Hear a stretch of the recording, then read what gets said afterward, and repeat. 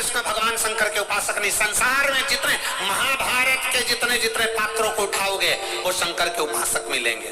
गांधारी कौन थी? शिव की उपासक। द्रौपदी कौन थी? शंकर की उपासक। जितने को उठाओगे आप ये सब शिव के उपासक।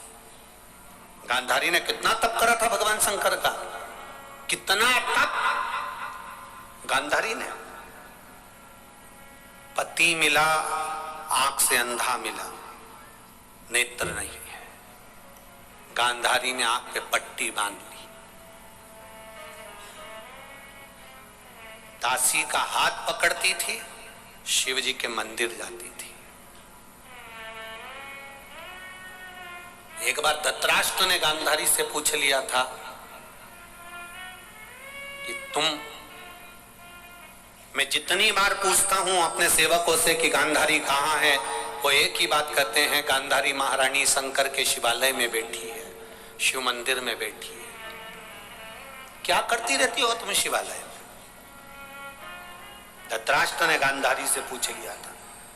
गांधारी ने कहा मेरे नेत्र पर पट्टी बंधी है, आपके नेत्र नहीं है, संसार के लोगों को मैं देख नहीं सकती, तो क्या हुआ, मेरा महादेव मुझे तो देख सकता है, इसलिए मैं महादेव के पास जाकर बैठी।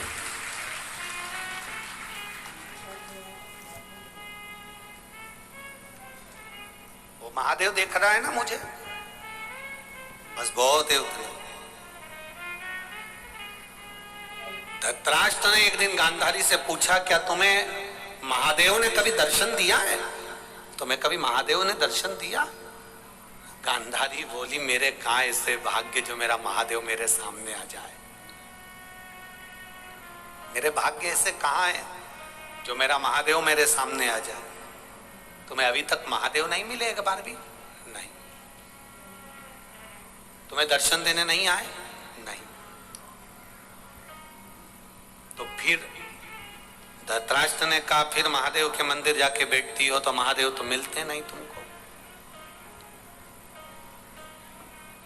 और अगर महादेव नहीं मिल रहे तुमको तो तुम मंदिर में जाके बैठती क्यों?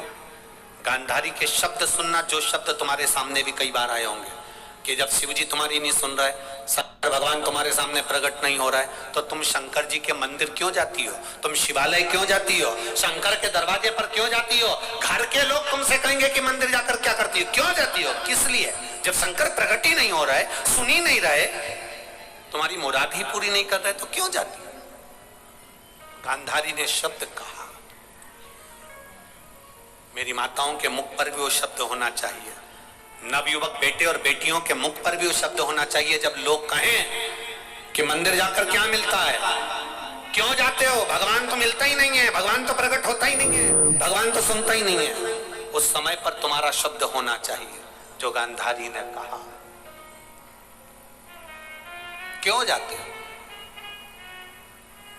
गांधारी ने कहा धृतराष्ट्र से, वो मेरी सुने ना सुने, पर उसके दरवाजे तक अगर मैं पहुंच जाती हूं तो मुझे महसूस होता है कि उसने मेरी बात सुन ली है। अब वो कितना सुनता है ये मुझे नहीं मालूम।